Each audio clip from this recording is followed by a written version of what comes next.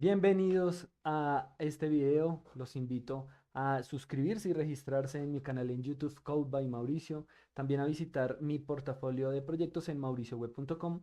Y por último, chequear mi GitHub que está en construcción en @ingeniero Fabián Mauricio. Para dar inicio con este video, vamos a tratar de responder la pregunta sobre cómo utilizar inteligencia artificial en el desarrollo de software.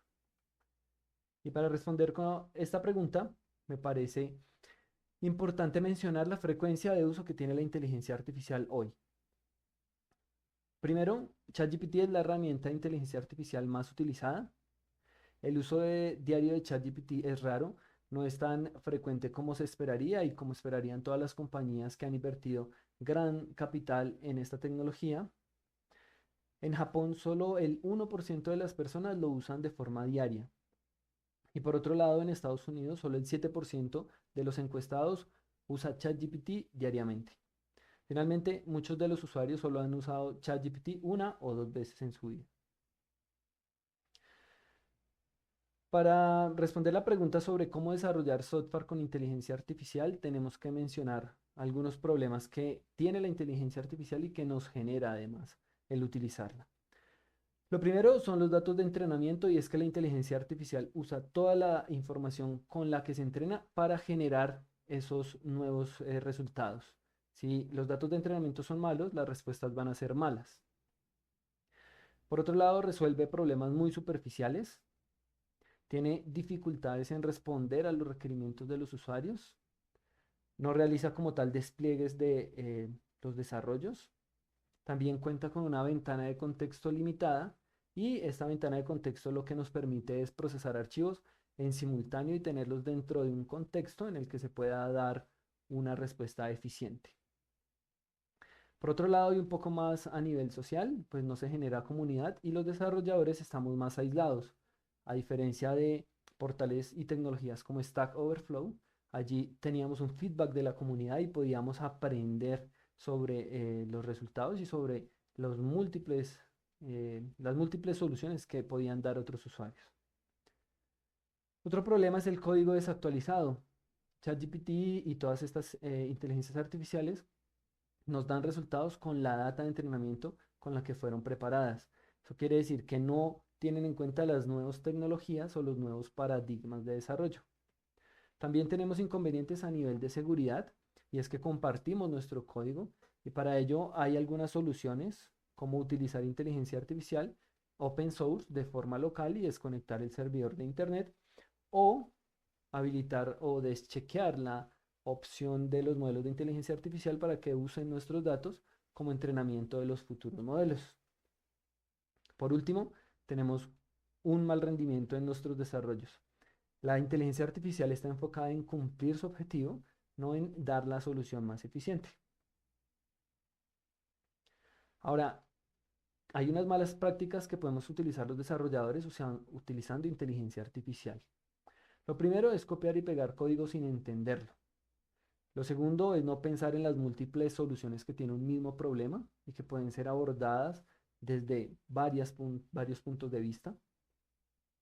Los desarrolladores podemos tener malas prácticas haciendo uso irresponsable de la inteligencia artificial.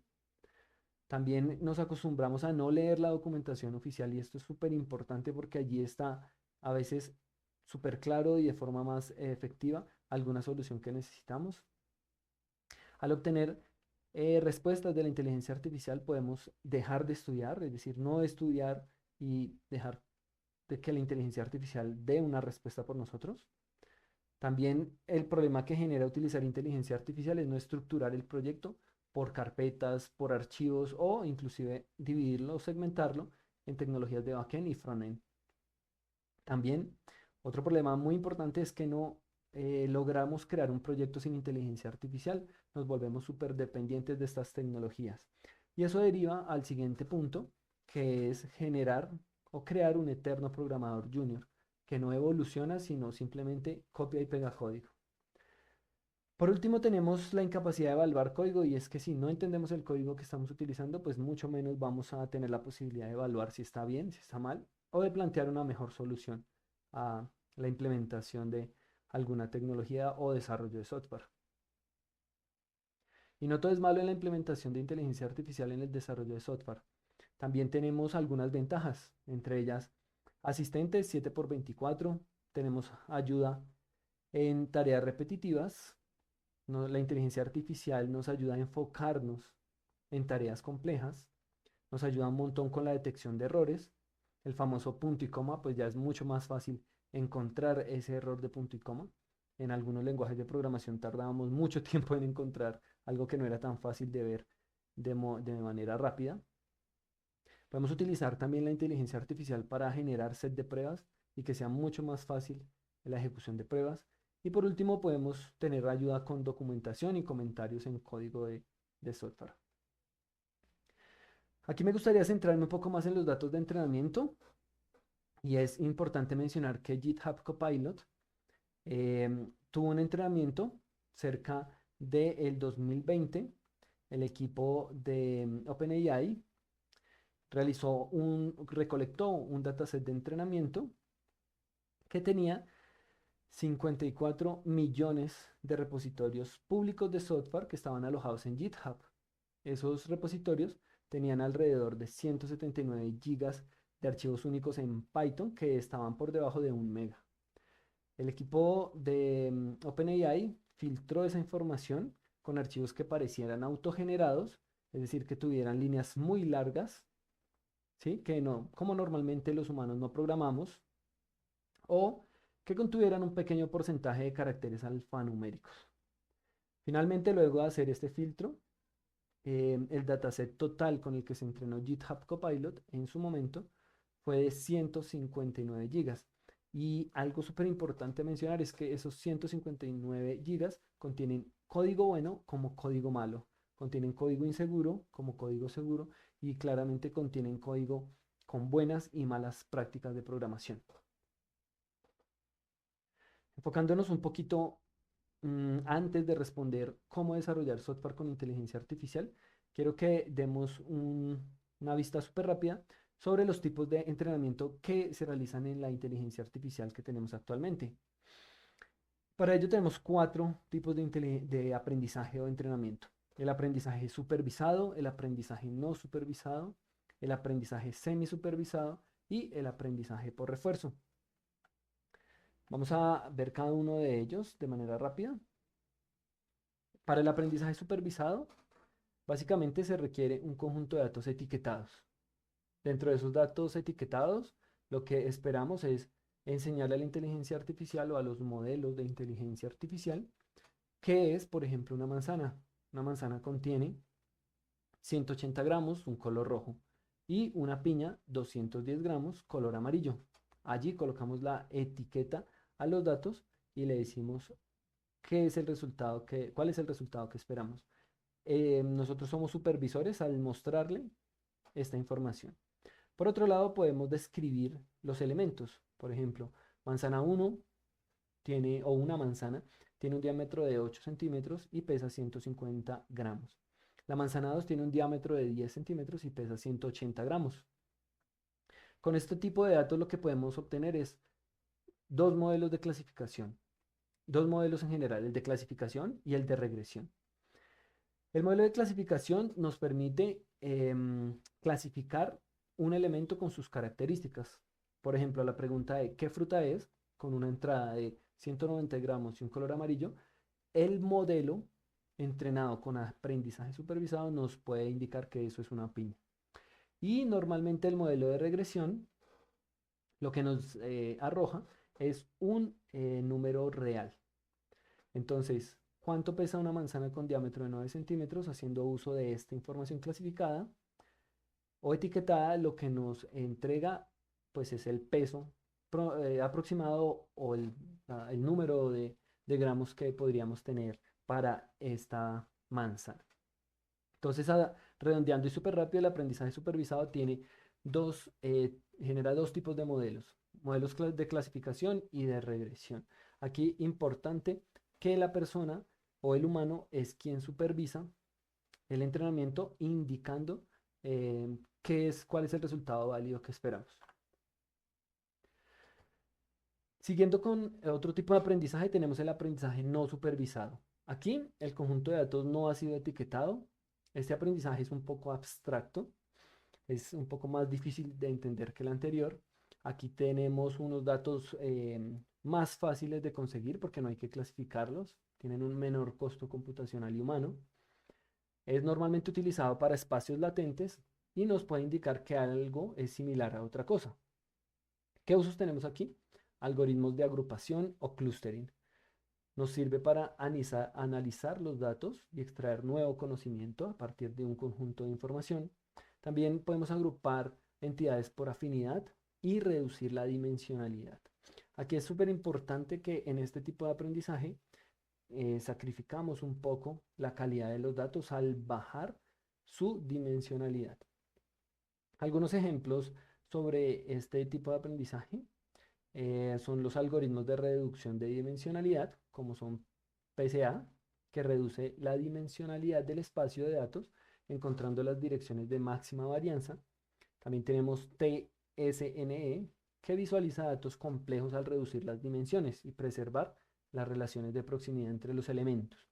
Y por último, ICA, que separa señales mezcladas en componentes independientes. Esto es útil para el análisis de fuentes. Dentro del aprendizaje no supervisado, podemos mencionar un ejemplo muy claro y es interpretar el lenguaje natural. Aquí continuamos con el aprendizaje semisupervisado. En este tipo de aprendizaje, el conjunto de datos inicial no ha sido etiquetado, es decir, tenemos un sinnúmero de datos, pero no sabemos qué es cada conjunto de información. Entonces, lo primero que se hace es de forma manual, humana, se clasifica una porción de esos datos, es decir, se vuelve como el primero que vimos, que es el aprendizaje supervisado. Luego, con ese modelo que ya está clasificado, clasificamos los datos restantes y allí ya tenemos un conjunto de información completamente clasificado de dos formas, de manera humana y de manera automática por el modelo. Entonces, finalmente, ya haciendo uso de estos dos grupos, pues se genera el modelo en general. ¿Qué usos tiene? Tiene usos muy prácticos como la clasificación de imágenes con etiquetas parciales, el reconocimiento de texto con las anotaciones limitadas, tenemos la detección de spam en correos electrónicos, la segmentación de imágenes en medicina, la clasificación de textos en redes sociales y un ejemplo súper práctico es la clasificación de sentimiento que nos dice que si algo es bueno o malo. En este caso son miles de comentarios de una red social de una compañía.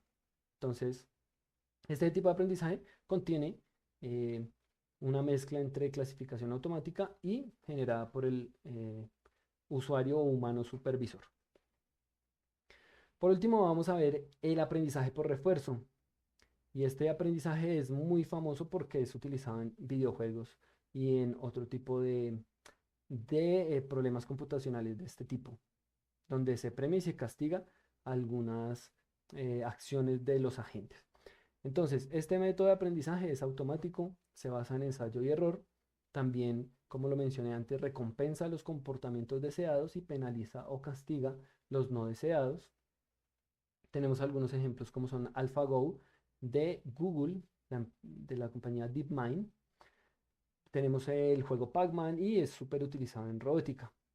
Acá en la parte inferior derecha tenemos un ejemplo súper básico donde está un agente que realiza algunas acciones y comportamientos con su entorno, que sería acá el dueño de su mascota, de esta mascota, y ese dueño pues le da una retroalimentación, el agente también recibe unas observaciones y se premia o se castiga sus comportamientos.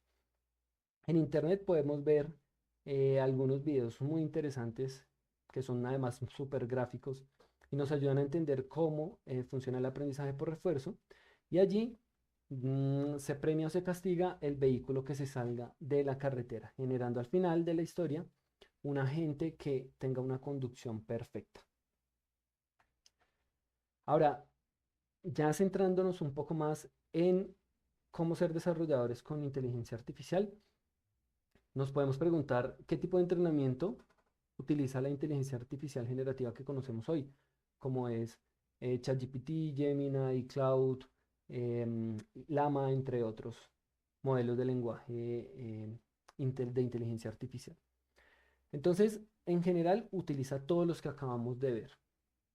El aprendizaje supervisado lo utiliza en la fase inicial para aprender a generar respuestas coherentes y relevantes basadas en entradas proporcionadas. Recordemos que el aprendizaje supervisado es ese aprendizaje donde nosotros le decimos, esto es un gato, esto es un perro y esta fruta tiene estas características, etcétera. Nosotros supervisamos la información que se les suministra en este tipo de aprendizaje. Por otro lado, tenemos el aprendizaje por refuerzo, que está siendo utilizado de manera de retroalimentación humana. Sería Reinforcement Learning from Human Feedback o RLHF, que lo que genera es una mejora a la calidad y relevancia de las respuestas del modelo de inteligencia artificial. Por último, tenemos el aprendizaje no supervisado, que no es el principal, pero sí se usa en el modelo del lenguaje para capturar los patrones y estructuras en grandes cantidades de texto no etiquetado. Aquí se baja la dimensionalidad de los modelos, de los datos del lenguaje natural y se logra una comprensión mucho mayor. Si se dan cuenta, acá no está el aprendizaje semi-supervisado porque pues forma parte a nivel general del aprendizaje supervisado mixto. Ahora, continuando con las herramientas que tenemos actualmente en el mercado de inteligencia artificial, podemos mencionar con qué datos fueron entrenadas estas herramientas. Entonces tenemos Meta AI, que es de Facebook, y genera o creó el modelo Llama 3. Actualmente tiene 405 billones de parámetros. Tenemos otro modelo mediano de 70 billones y finalmente un modelo de 8 billones.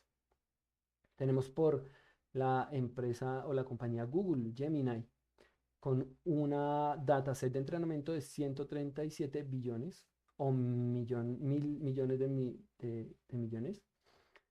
También tenemos a Nvidia con Nemotron, generó un modelo de 340 billones de parámetros. Tenemos a Cloud 2.5 Sonnet con 175 billones de parámetros. Tenemos de OpenAI GPT o GPT-4 Mini, que solo tiene 10 a 20 billones de parámetros. Digamos, es bastante poco en comparación a los modelos grandes que tienen Llama de Meta. Y por último tenemos acá, a modo de ejemplo, el modelo GPT-4 con 175 billones de parámetros. Ahora, ¿qué diferencia hay entre estos lenguajes? Porque pues todos los días salen nuevos modelos y aumenta la cantidad de parámetros. Son las calidades de respuesta. Hay modelos que son más livianos, que son más lobotomizados, o sea, que no tienen una inteligencia o una capacidad de análisis tan grande como los modelos que tienen muchos más parámetros. Y vamos a ver acá rápidamente dónde podemos consultar esta información. Entonces, para ello, vamos a ir a un portal que se llama, vamos a buscar acá en Google, se llama Chat Arena.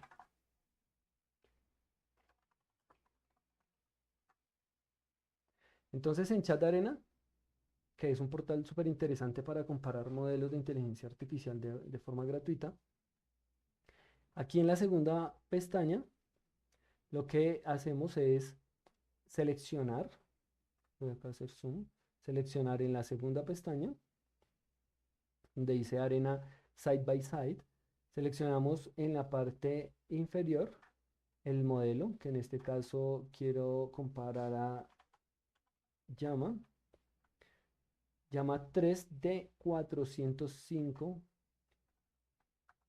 Llama 3 de 405 billones de parámetros. Contra, vamos a seleccionar acá el modelo de GPT-4 Mini. Entonces tenemos en este momento seleccionados dos modelos. Uno de 405 billones de parámetros y uno de solo 10 a 20 billones. Dentro del prompt vamos a colocar un prompt súper sencillo para comparar las respuestas y vamos a decir dame solo la respuesta, los puntos, cuál número es mayor entre 9.11 y 9.9. Aquí está el, oh, acá está el PROM, que es em, la pregunta que hacemos o la instrucción que le damos a los modelos de inteligencia artificial. Dame solo la respuesta, ¿cuál es el número mayor entre 9.11 y 9.9? Claramente, la respuesta es 9.9 porque completando los dos decimales sería 9.11 o 9.90. Más cercano a 10 está en 9.90. Ahora, enviamos acá el PROM, esperamos algunos segundos y vemos que acá, bueno, casualmente se me fue de más, perdón, hago zoom acá, una Z entre el 9.9Z. Entonces, ¿qué hace un modelo de 405 billones, es decir, 405 millones de parámetros? Entiende que tuve un error de digitación y que envié una letra y pues igual aquí se equivoca el modelo y nos dice que es 9.11. La respuesta estaría equivocada. Por otro lado tenemos acá el otro modelo que es GPT-4 mini y este nos genera que la respuesta de que 9.9 es mayor. Entonces, como se dan cuenta, cada uno de los modelos tiene una respuesta diferente. Vamos a volver a hacer la pregunta de forma correcta para evaluar cuál es el resultado sin la Z, que por error se me fue allí. Entonces enviamos la respuesta de manera correcta y ahora sí nos responde el modelo de 405 billones de parámetros de forma correcta, 9.9. El modelo GPT-4 mini nos da la respuesta también correcta. Sin embargo, si se dan cuenta, aquí sí podemos observar una diferencia notable y es el PROM inicial contenía la frase dame solo la respuesta. Yo no quería saber una respuesta complementaria como cuál es mayor, sino solo la respuesta, es decir, el número mayor es 9.9. La tenemos, la respuesta más acertada con esa frase introductoria de solo la respuesta, pues la tenemos en el modelo de 405 billones y pues GPT-4 mini de 10 a 20 billones de parámetros nos da una respuesta un poquito más lejana, no mucho en este escenario, pero sí esperábamos solo el 9.9. Entonces, súper recomendado, el portal es Chat Arena, aquí se encuentra la URL por si desean consultarla. Ahora, volviendo a nuestra presentación, podemos mencionar algo importante y es que creo que se está tramitando una ley en Estados Unidos para limitar al público los modelos tan poderosos de por encima de 400 billones de parámetros. Porque, pues obviamente las aplicaciones pueden ser diversas a nivel de seguridad y otro tipo de temas que pueden comprometer seguridad de los sistemas generales. Ahora sí, ya entrando un poquito en materia, sobre la pregunta inicial que nos planteamos y es cómo utilizar inteligencia artificial en el desarrollo de software. Pues para ello, desde mi punto de vista y con la información que he podido consultar hasta ahora, porque todavía la inteligencia artificial no nos va a reemplazar, la inteligencia artificial no va a sustituir a un desarrollador de software, lo que nos va a ayudar es a desarrollar de una forma mucho más sencilla. Entonces, para eso, los desarrolladores lo que vamos a utilizar son copilotos. Y acá efectivamente, como se menciona, un copiloto es el acompañante del piloto en el asiento delantero de un vehículo que puede tener o no funciones relacionadas con la conducción del vehículo.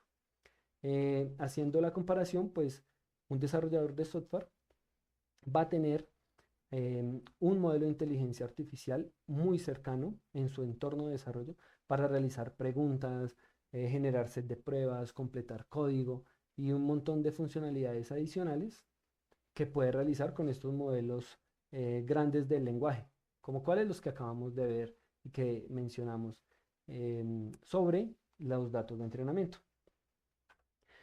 ¿Cuáles copilotos existen de inteligencia artificial? El más famoso, como lo vimos al inicio, es GitHub Copilot.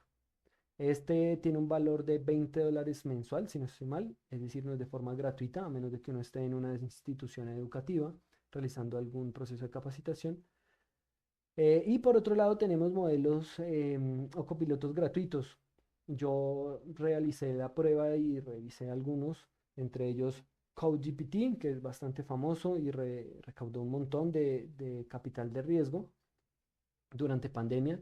Por otro lado está Tabnine y el que estoy utilizando ahorita es Continuo. Continuo es una extensión de Visual Studio Code que nos permite utilizar modelos gratuitos como Codestral, que es de esta empresa francesa Mistral, y también Cloud Sonnet, también lo podemos allí integrar para generar unas mejores respuestas.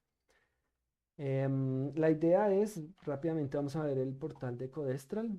Codestral es un modelo de inteligencia artificial que tiene unas características muy puntuales.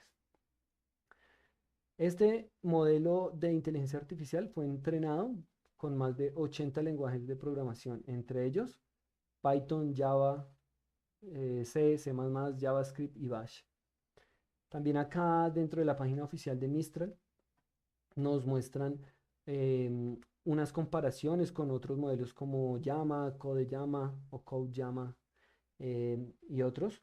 Es importante, como ya vimos, mencionar la data de entrenamiento. En este caso, Codestral tiene 22 billones de parámetros.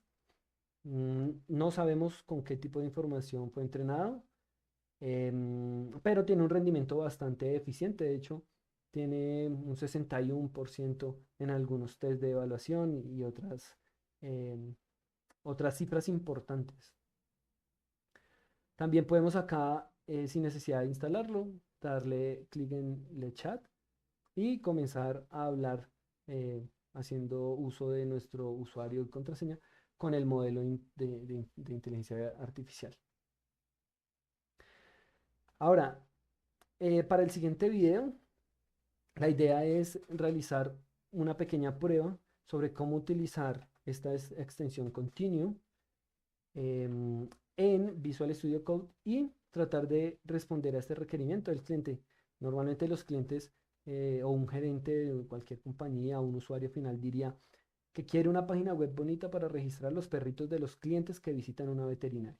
A él no le interesa si hay X tecnología, si utiliza X paradigma de programación, lo que le interesa es obtener ese resultado, que es una web bonita y que pueda registrar los clientes.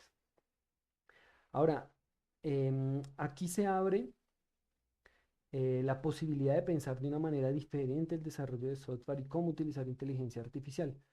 Porque, dando spoiler del siguiente video, pues esta respuesta no tenemos solución desde un modelo de inteligencia artificial.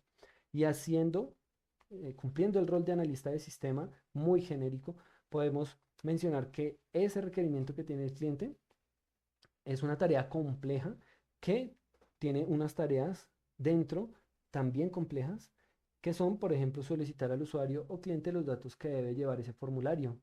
Tenemos la tarea de solicitar qué tecnologías se van a utilizar en la implementación.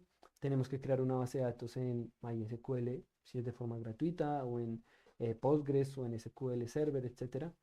También podemos acá pensar en crear un backend en Python, crear una interfaz sencilla. También necesitamos desplegar y generar datos de prueba. Toda esta información es el core de los ingenieros, de los developers, de los desarrolladores de software, por lo que la inteligencia artificial todavía no nos va a reemplazar. Sin embargo, si hay algo súper interesante a futuro, que conforme vayan aumentando y avanzando los modelos de inteligencia artificial, probablemente sí puedan generar algo muy cercano a un desarrollo un poco más coherente frente a un requerimiento del cliente que además tiene ambigüedad, ¿no? Digamos que es una página bonita, pues eso es súper subjetivo, de acuerdo a las tendencias del mercado, etcétera. O sea, hay demasiada ambigüedad en este requerimiento del usuario final. Entonces, por último, y teniendo en cuenta lo anterior, se supone que la solución a esto son los agentes. Para mencionar rápidamente qué son agentes de inteligencia artificial, son sistemas autónomos que realizan tareas específicas mediante toma de decisiones basadas en datos y algoritmos. Esos agentes pueden interactuar o no, ¿sí?, con usuarios, pueden interactuar o no con otros agentes, es decir, inteligencia artificial hablando con inteligencia artificial para corregir una tarea, para mejorar los resultados de esa actividad. Y pues al final la idea de esto es resolver problemas un poco más complejos haciendo iteraciones y mejorar el rendimiento con el tiempo. Esto sirve para asistentes virtuales y chatbots.